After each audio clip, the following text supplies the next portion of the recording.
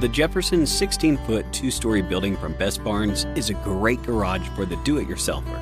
Available in lengths up to 32 feet, it has plenty of room for your car and additional storage. An 8-foot or 9-foot wide by 6'6" high garage door is purchased separately. Windows and walk-in man door can be installed in any location desired. Stairs can be oriented to either the left corner or right corner opposite of the garage door. The second floor features a clear span 2x6 truss design, giving you plenty of room for additional storage or work area. Headroom at center is 7 feet 1 inch and 5 feet 9 inches at the truss knee.